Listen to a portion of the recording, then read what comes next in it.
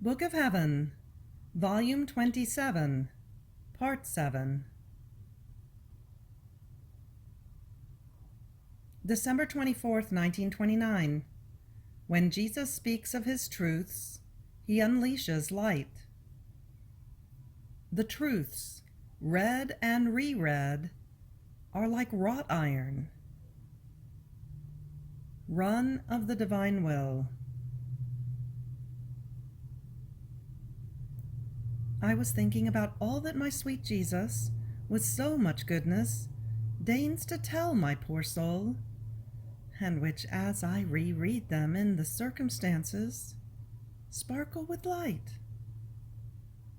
And my always lovable Jesus told me, "My daughter, when I speak, I unleash light of truth, and I want that it be accepted and caressed by the soul. If this light is accepted and put in a place of honor in her interior, it calls for another light. So one calls for another. Otherwise it goes back to its source. And when the soul returns to read them, if they are written, and to ponder them, my truths are like wrought iron. As the iron is beaten, it becomes red hot and gives out sparkles of light. While if it is not beaten, the iron is hard, black, and an ice-cold metal. So it is with my truths. If the soul reads them over and over again, in order to suck the substance that is inside my truths that have been communicated to her soul, which is symbolized by the iron, its blackness and coldness, she remains red hot, and by pondering them, she strikes blows over herself, who has received the good of hearing my truth, which, feeling honored, sparkles with light of more truths. But if my manifested truths are put into oblivion, nor are they put in a place of honor, they remain as though buried. But the living are not buried. In fact, they are light which possesses and brings life. Therefore, since they are not subject to dying, the time will come in which others will treasure them, and will condemn those who have kept them in oblivion and as though buried. If you knew how much light there is in everything I have manifested to you on my divine will, and how much more light would sparkle if they were read and reread, you yourself would remain eclipsed and amazed at the great good they would do." Then I was continuing my acts in the divine volition, and as I was thinking about the loneliness of Jesus in the womb of his mamma, he added, "My daughter, how sweet and pleasing to me is the company of the creature. Since my descent from heaven to earth was precisely for her, to find her, to make her my own, keeping her in my company, I feel it as though repaid. However, know that if I am content with the mere company of the creature who loves me and tries to break my loneliness, with one who lives in my divine will I am not content. I want her always together with me, a spectator of my baby tears, of my moans, of my sobs, my pains, works, and steps, and also of my joys, because I want to make the deposit of them in her. In fact, my will being in her, it would be too hard for me if I did not have her always together with me, keeping her aware of everything.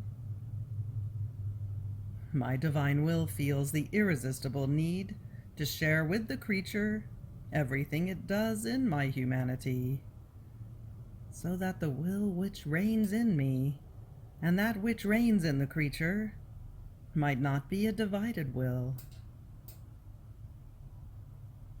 And this is the reason why I call you in each of my acts, and I want you to know what I have done and do, so as to give it to you as gift, and be able to say, "The one who lives in my divine will never leaves me. We are clasped and inseparable." And I, my love, your run of love never stops. You run always, and I feel I am incapable of doing my runs of love as you do them. I am too little, and do not have the flight of running everywhere to love you. And my sweet Jesus added, "My daughter, you too can do runs of love in the immense sea of my divine will. You will act as a ship does. When it wants to cross the sea, it plunges into the sea, the waters split, and let it pass. And while it moves quickly, it leaves a white wake behind itself, as the sign that the ship is passing through the point of the sea. And then, little by little, the wake disappears, and no sign is left that the ship ever passed. But in spite of this, the ship has done its run in the sea, and has arrived there where it had established to go. In the same way, if the soul wants to love, she will plunge into the sea of my divine fiat, and will form her run of love. She will go around all eternity, and it will not happen to her as to the ship, that nothing remains in the sea of its having passed, as the waters, proud, close from behind, leaving no trace that the ship ever passed. On the contrary, in the sea of my divine volition, as the soul plunges into it to do her run, our divine waters seethe, and in their gurgling they form the furrow, which does not disappear, but the sign remains, and it points out to everyone her run of love done within our sea, in such a way that we are able to say, "Through here passed, and did her run of love, the one who lives in our will," because what is done in it remains as indelible. In the same way, if you want to do your adorations, if you want to be embellished, if you want to be sanctified, if you want to be powerful, wise, plunge yourself into our will, and while you do your run, you will remain all love, all beautiful, all holy. You shall acquire the science of who your Creator is, and all your motions shall be profound adorations. And you shall leave in our sea as many furrows for as many different runs as you have done in the divine fiat, in such a way that we will say, "In this run that the little daughter of our divine volition did in our sea, she formed the furrow of our sanctity, and we sanctified her, and she remained holy. In this other run she plunged into the sea of our beauty, and formed her furrow, and we embellished her, and she remained embellished. In this other run she formed the furrow of our knowledges, and she knew us, and we spoke to her and made ourselves known, and spoke to her at length of our divine being. Our word bound her, identified her with us, and we feel the irresistible need to make ourselves known more and more, and to give her the greatest gift of manifesting to her our truths. So for each run you do in our supreme Fiat, you always take of our own, and our love, seething, speaks of you to us, and points out to us your runs with its gurgling as the sign that you have been in our divine sea. December 25th, 1929. How the birth of Jesus was the rebirth of the divine will in his humanity, and everything he did were rebirths of it, formed in him in order to make it be reborn in creatures. Jesus was the true sacrificed one of his will.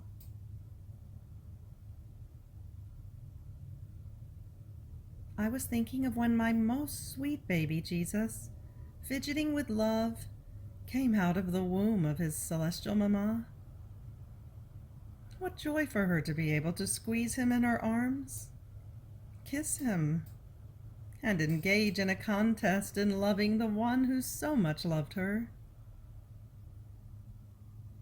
But while many thoughts were crowding my mind about the holy birth of the divine infant, I felt him move in my interior, and coming outside, he placed himself in my arms, and stretching out his tiny little hands to my neck, he told me, "My daughter, you too, kiss me, and squeeze me to yourself, as I kiss you and squeeze you to myself. And let us love each other with such contest of love as to never stop." And abandoning himself in my arms as a tiny little baby, he remained silent. But who can say the squeezes of love, the affectionate kisses? I believe it is better to pass over them in silence.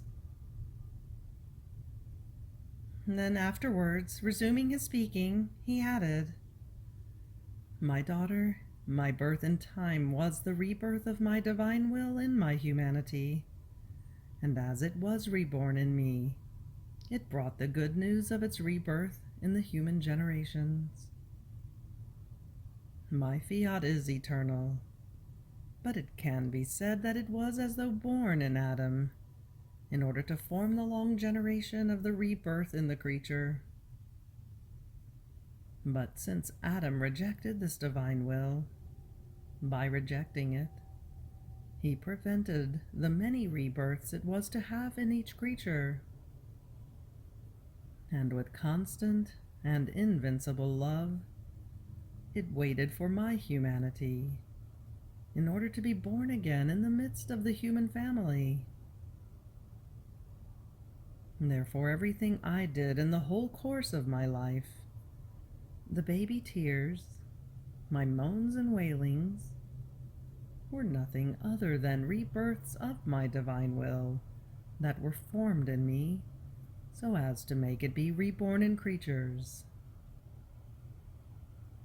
In fact, it being reborn in me, and possessing it as my own, I had the right and the power to give it and make it be reborn in the creature.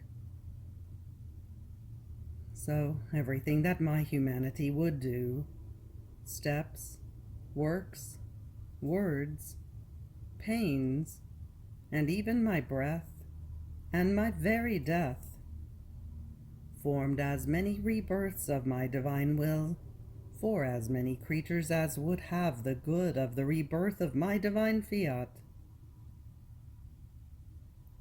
since I am the head of the human family, and it, my members, as the head I called with my acts.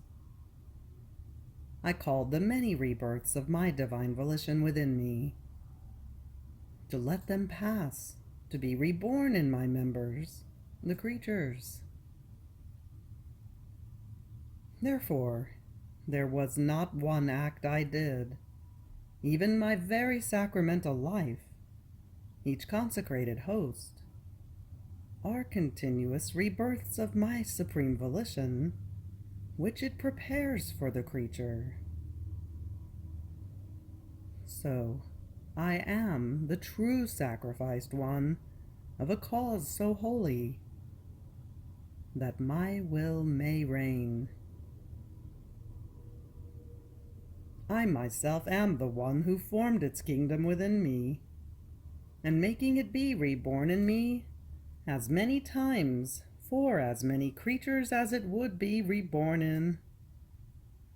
I formed its most holy empire, and its reigning in the midst of my members.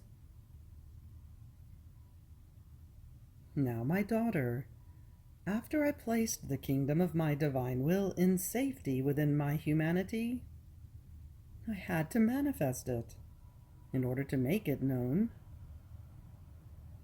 Therefore I came to you, and I began to narrate to you the long story of my divine Fiat. Now, you must know that I have made, and I make, so many manifestations. I have spoken so many truths, so many words, for as many rebirths as my will did in my humanity. Its rebirths in me, and its knowledges that I manifest to you, will be in perfect balance. Each rebirth of my divine volition done in me, and in each consecrated host, will find a manifestation and a truth of its own that confirms it, and will give it rebirth in the creature. In fact, in God, the Word forms the life of the good He wants to form in the creature. Our Word is bearer of life. Is not our word Fiat, that pronouncing itself created the heavens, the sun, and everything that can be seen in the entire universe, and even the very life of man himself? Until we pronounced Fiat, everything was in us. As it was pronounced, it populated heavens and earth with so many works, beautiful and worthy of us. And it gave the start to the long generations of so many human lives.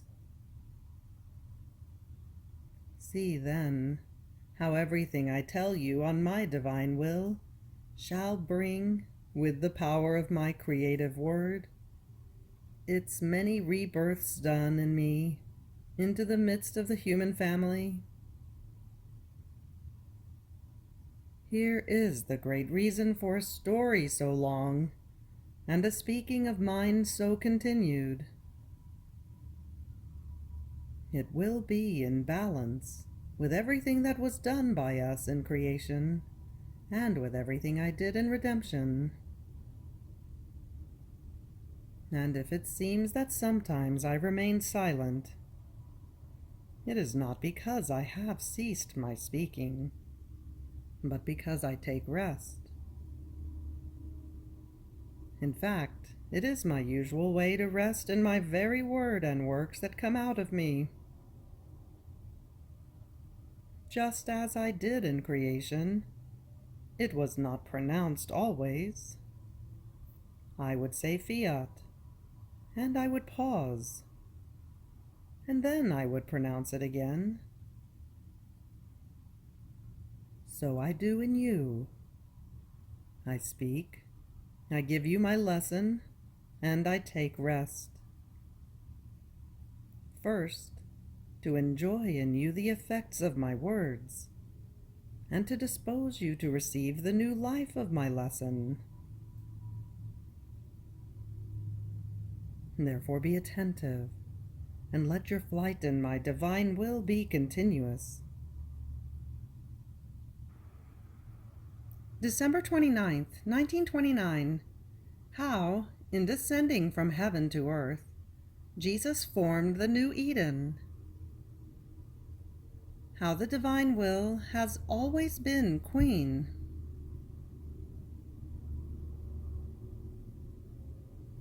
I felt my little intelligence being as though captured, and as though transported, to look at my little newborn Jesus on the lap of my celestial mamma, now crying, now wailing, now all numb, shivering with cold.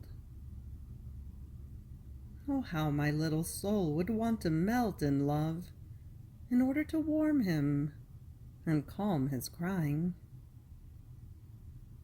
But my celestial and charming little baby, calling me close to himself in the arms of his mamma, told me,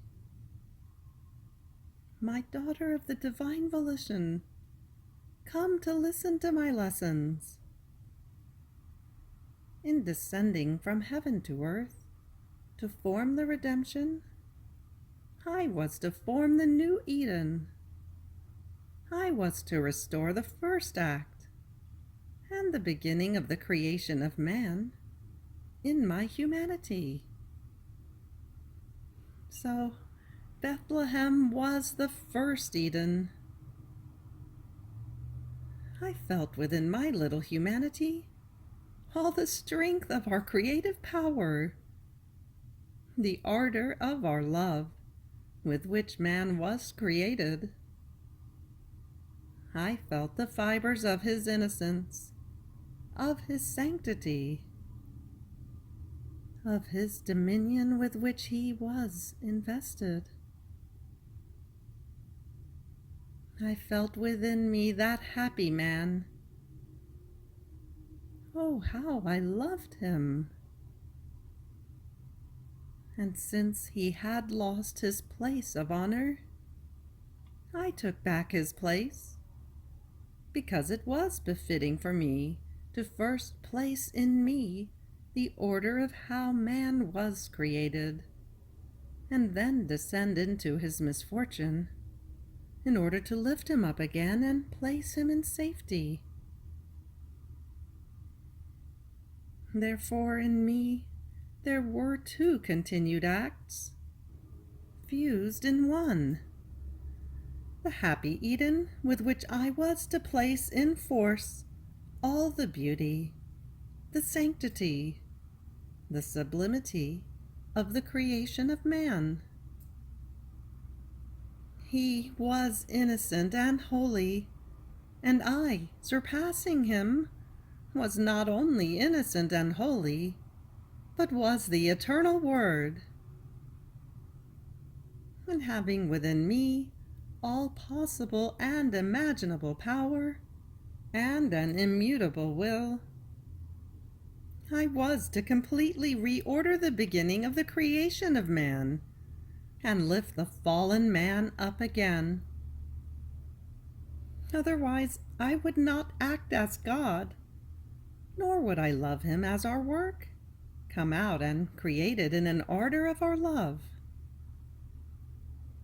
Our love would feel stopped, and as though impotent, which cannot be, had I not completely mended the lot of fallen man and the destiny of the way he was created.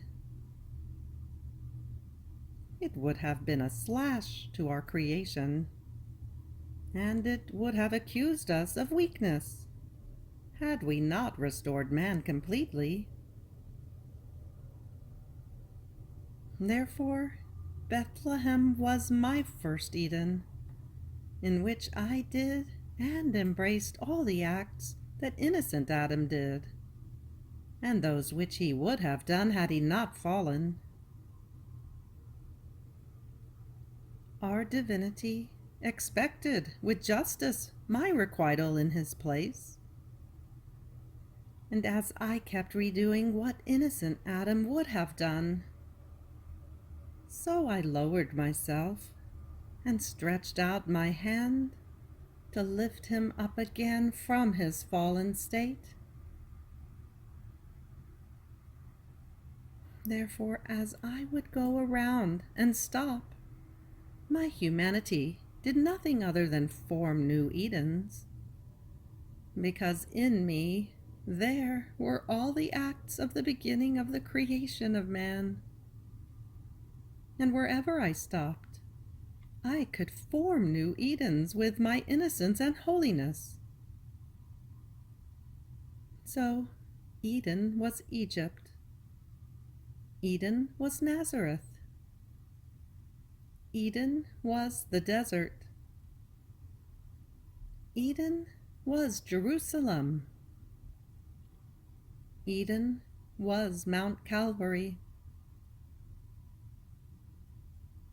And these Edens that I formed called the kingdom of my divine will to reign, and are sure proofs that just as I fulfilled the kingdom of redemption, and it is making its round to be established in the whole world, so will these Edens, in which all acts were done by me, as if man had not fallen, follow the acts of redemption, and will make their round to establish the kingdom of my divine Fiat.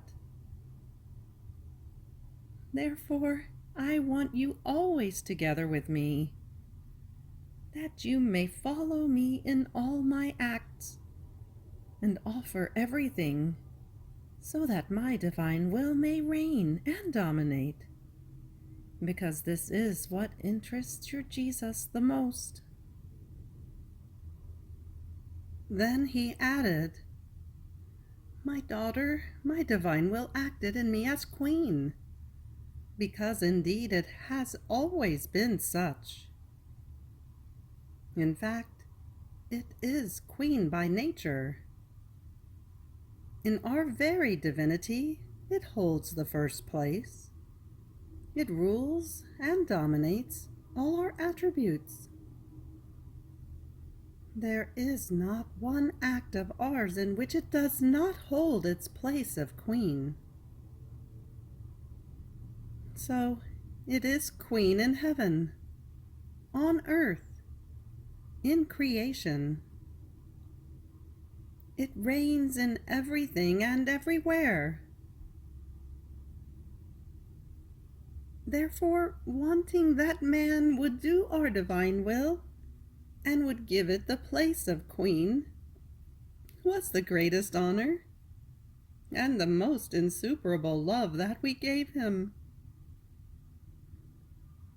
And as one single will would reign, we would let him sit at our divine table, sharing our divine goods with him.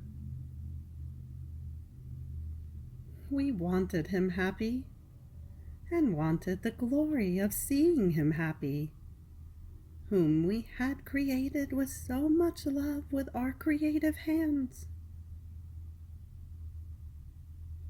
So our divine volition and our love could neither content themselves nor stop as the mere work of redemption, but want to move forward up to work fulfilled. More so, since we know not how to leave works half done, and having the centuries at our disposal, we can reach wherever we want. You have reached the end of the Book of Heaven, Volume 27, Part 7. Fiat.